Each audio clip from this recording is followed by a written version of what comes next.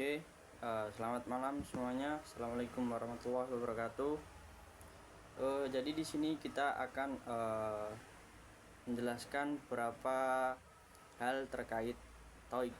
Nah, yang pertama itu ada definisi, fungsi, dan juga deskripsi tentang TOEIC. Nah, dari definisi sendiri itu yaitu TOEIC memiliki kepanjangan Test of English for International Communication, yaitu tes kemampuan berbahasa Inggris yang dirancang untuk mengukur keterampilan berbahasa Inggris. Jadi orang itu akan dites dengan TOEIC untuk mengukur keterampilan dalam berbahasa Inggris dalam konteks lingkungan kerja internasional maupun nasional. Yang kedua, jadi fungsi dari TOEIC sendiri ini yaitu yang pertama yaitu mengukur kemampuan bahasa Inggris dalam dunia profesional. Jadi kita nanti ini akan memasuki dunia kerja dan akan berkomunikasi dengan orang lain. Pastinya di kancah perusahaan internasional sendiri kan pasti tidak semua orang bisa berbahasa Indonesia. Maka itu TOEIC ini sangat penting agar bisa diimplementasikan di dunia kerja. Yang kedua, digunakan sebagai syarat kerja di perusahaan multinasional. Apa sih multinasional itu? Jadi perusahaan multinasional ini contoh di dalam negeri ini ada perusahaan. Nah, perusahaan ini mencakup beberapa pekerja, bisa pekerja dari luar negeri maupun dalam negeri. Nah, itulah yang disebut perusahaan multinasional. Dan yang ketiga, digunakan untuk promosi jabatan atau penempatan kerja. Nah, semisal nih teman-teman mau naik jabatan dari staff ke manajer.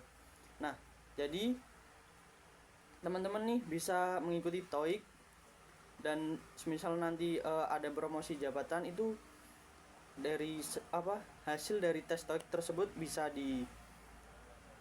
diberikan ke atasan untuk kita bisa ikut promosi dalam jabatan. Nah, yang terakhir, menjadi bagian dari kelulusan di beberapa universitas. Nah, mungkin ada beberapa universitas di Indonesia, mungkin contohnya seperti UB, terus UI, itu kita itu diharuskan untuk mengikuti tes TOEIC. Nah, apa sih tujuannya itu? Yaitu tadi agar kita itu bisa lulus di kampus tersebut. Nah, yang selanjutnya itu ada deskripsi tes. Deskripsi tentang TOEIC. Yang pertama itu ada bagian utama yaitu listening atau juga disebut listening comprehension. Di sini soalnya itu terdapat 100 butir soal dan diberi waktu 45 menit. Nah, part di sini juga ada beberapa part, mungkin ada 1 sampai 4 part. Yang pertama itu apa? Yaitu pertama itu tentang photographs. Nah, yang pertama itu ada photographs. Yang part 2 itu ada question response. Terus yang ada itu ada conversation, yaitu percakapan. Dan keempat itu ada talks. Jadi itu adalah beberapa bagian dari listening comprehension yang terdapat 100 butir soal. Yang kedua, ya ini ada reading comprehension. Ini juga jumlahnya sama soalnya 100 soal, namun ini di sini kita diberi waktu 75 menit. Nah, yang pertama itu ada part 5 yaitu incomplete sentence. Yang keenam ada text completion. Yang ketujuh ada reading comprehension. Nah, di sini juga mungkin teman-teman beberapa belum tahu ya. Skor TOEIC ini bisa berkisar mulai dari 10 sampai 990. Nah, yang kedua, saya akan menjelaskan strategi mengerjakan tes TOEIC bagian listening. Nah, strategi yang paling umum digunakan dari peserta tes TOEIC yaitu ini mungkin bagi beberapa orang sangat-sangat tidak didengarkan dan agak disepelekan ya. Yang pertama itu fokus ketika bagian listening itu saat audio diputar kita harus fokus. Nah, karena apa? Audio ini hanya diputar sekali saja setiap soal. Jadi untuk teman-teman yang akan mengerjakan tes TOEIC itu bagian listening harus benar-benar mendengarkan, benar-benar fokus, dan tidak boleh fokusnya itu terbagi, tengok kanan kiri lah, melihat temannya atau yang lain. Nah, yang kedua, latihan mendengarkan logat berbeda. Nah, TOEIC ini beda dari TOEFL ya teman-teman. TOEIC ini menggunakan aksen Amerika, Inggris, Kanada, dan juga Australia. Jadi mungkin teman-teman yang tidak biasa mendengarkan logat dari Amerika maupun Inggris itu akan sangat asing gitu. Jadi beda, meskipun ini sama kata, sama kalimat, bisa jadi kita itu mendengarkan jadi berbeda gitu. Nah, yang ketiga itu gunakan waktu jeda untuk membaca soal. Jadi teman-teman ini mungkin banyak yang tidak tahu kalau kita itu bisa membaca soal terlebih dahulu saat waktu dijeda. Nah, yang selanjutnya itu ada strategi per part, yaitu part pertama tadi kan ada photographs. Nah, kita ini harus melihat gambar dengan cermat sebelum audio diputar. Dan nanti mungkin dari bagian fotografi itu ada di atas soal akan ada gambar ya teman-teman. Nah, jadi teman-teman itu bisa melihat gambarnya terlebih dahulu, apa maksud dari gambar tersebut, terus nanti akan dibacakan soalnya. Nah, yang kedua, fokus pada aktivitas, posisi, dan objek dalam gambar. Misal nih, teman-teman diberikan gambar seseorang yang di dalam halaman rumah sedang melakukan kegiatan, itu kita harus benar-benar melihat gambarnya itu lagi apa, sedang apa, posisinya seperti apa, dan juga beberapa objek di dalam gambar. Nah, yang part 2 ini ada question response. Jadi yang pertama, kita harus memahami bentuk pertanyaan dan pilihan jawabannya. Nah, beberapa soal itu akan mengecoh teman-teman ya. Mungkin seperti kita dalam bahasa Indonesia, itu bahasa Inggris juga sama, akan ada jawaban yang agak mirip namun itu berbeda. Jadi kita harus memahami bentuk pertanyaan dan pilihan jawaban. Nah, selanjutnya yang kedua, jangan terjebak oleh jawaban yang terdengar serupa tapi tidak relevan. Nah, ini juga masih 11-12 sama yang tiada tadi ya. Jadi kita itu harus benar-benar memahami jawaban. Bisa jadi kita itu mungkin ada beberapa contoh, misal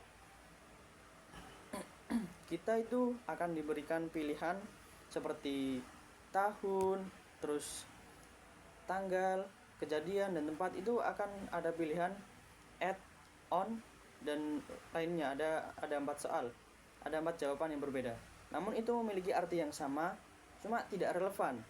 Nah, yang part 3 yaitu conversation. Jadi yang pertama itu baca pertanyaan lebih dahulu jika sempat. Ya mungkin teman-teman tidak langsung memilih jawabannya, tapi tidak membaca pertanyaan. Poin selanjutnya, fokus pada informasi penting: siapa, apa, kapan, di mana, dan mengapa. Jadi bagian yang sangat penting di dalam conversation itu ada 4: siapa, apa, kapan, di mana, dan mengapa. 5. Jadi kita harus fokus terhadap informasi yang sudah disebutkan tadi agar kita itu bisa menjawab soal yang akan diberikan. Nah, untuk part 4 sendiri yaitu talks.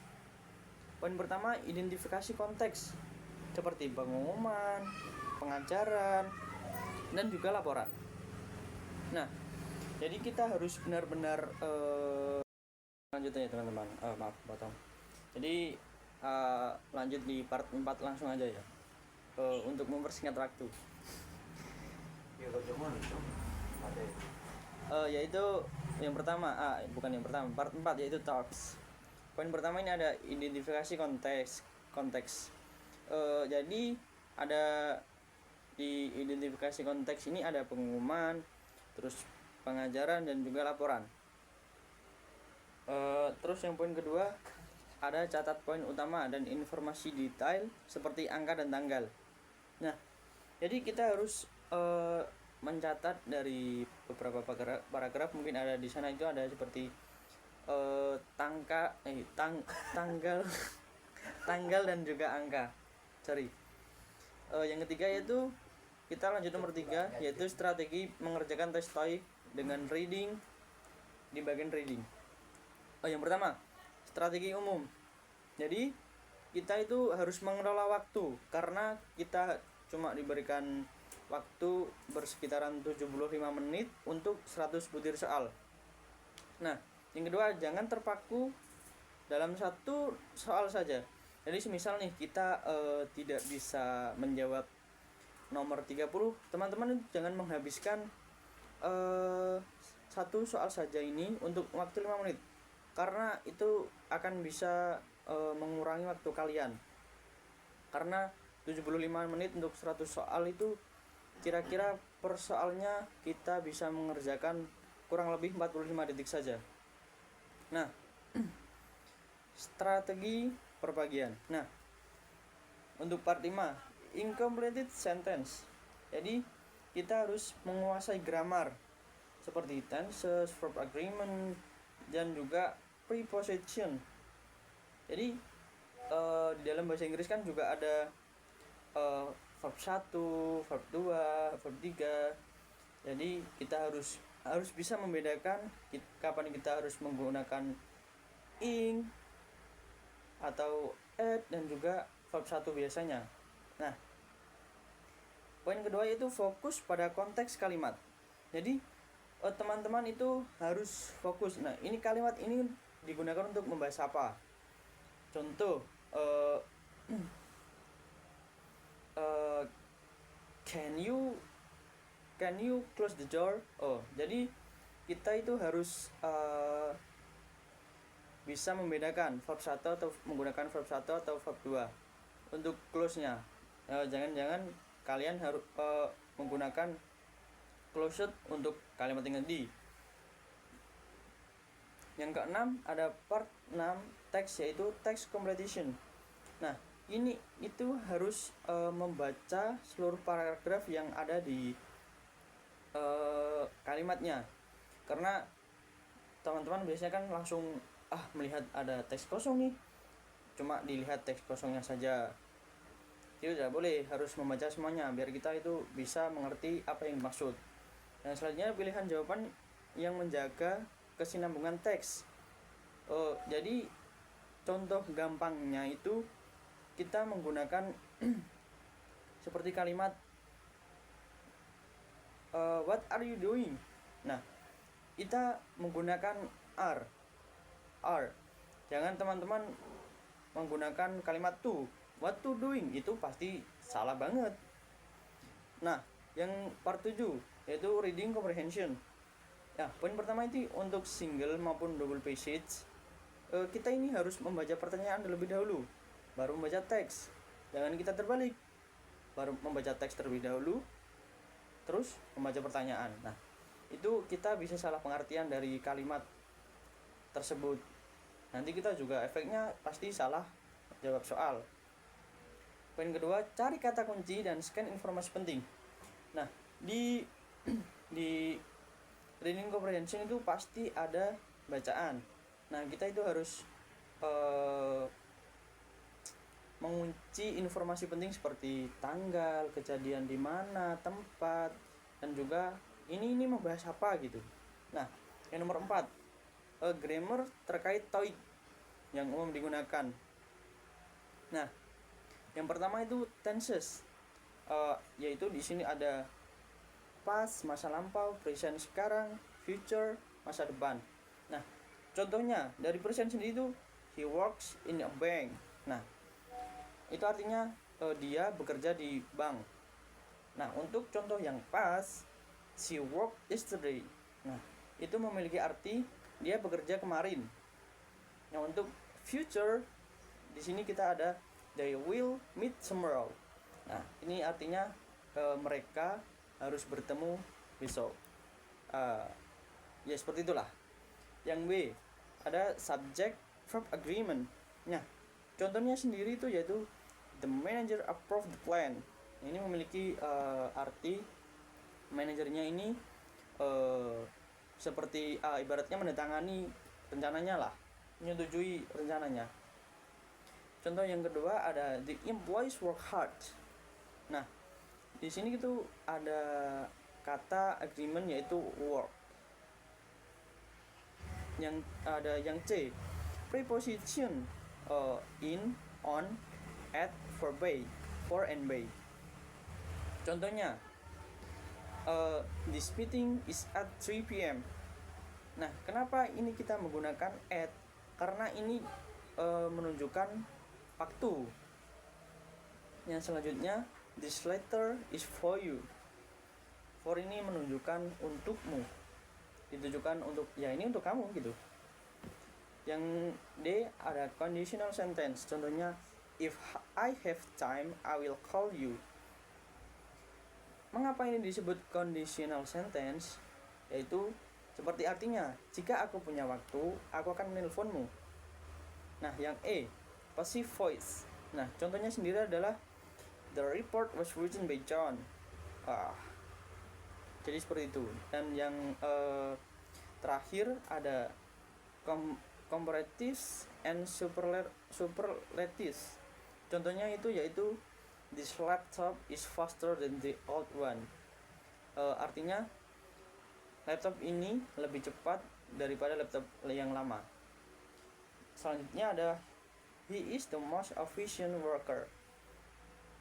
Jadi artinya adalah dia adalah pekerja yang sangat cekatan. Ya, kurang lebih seperti itu. Nah, yang terakhir ada vocabulary terkait TOEIC. Nah, yang pertama yang poin A itu ada business vocabulary. Yang pertama ada meeting. Ini ada contoh we have a meeting at 10 AM. Yang selanjutnya ada contract. Contohnya yaitu the contract was signed yesterday. Yang kedua ada revenue. Contohnya adalah the company's revenue increase. Terus selanjutnya office and administration. Contohnya itu ada schedule, memo, and deadline. Contoh sendiri untuk schedule yaitu I update the schedule. Aku memperbarui jadwalnya. Yang memo ini please read the memo on the desk. Jadi mohon untuk membaca catatan di dalam meja. Ya, kurang lebih seperti itu. Deadline. The deadline is the next Monday. Poin C yaitu ada travel dan juga and transportation. Yang pertama itu ada itinerary. Contohnya itu here is the travel itinerary. Yang kedua ada boarding pass. Don't forget your boarding pass. Yang ketiga adalah reservation atau pemesanan. I made a reservation for dinner. Jadi yang reservation ini contohnya mungkin bisa digunakan untuk kita saat ingin melakukan makan malam maupun buka bersama gitu. Nah, yang ketiga, yang keempat, human resource. Contohnya ada resume, interview, and promotion. Yang pertama ada resume, submit your resume by email. Yang kedua ada interview, your interview is at 2 p.m. Promotion, she got a promotion last month. Yang terakhir ada finance. Ada 3 poin yaitu invoice, budget, and expense. Yang pertama ada invoice, yaitu the invoice was sent by email. Dan yang kedua, budget, we have a limit budget. Expense, please submit your travel expense. Mungkin ada 5 poin yang sudah saya jelaskan. Jika ini adalah saya menjadi guru, mungkin bisa dipertanyakan, tapi ini saya membuat tugas untuk YouTube. Mohon maaf untuk kesalahan pengucapan dan kesalahan kata. Terima kasih. Assalamualaikum warahmatullahi wabarakatuh.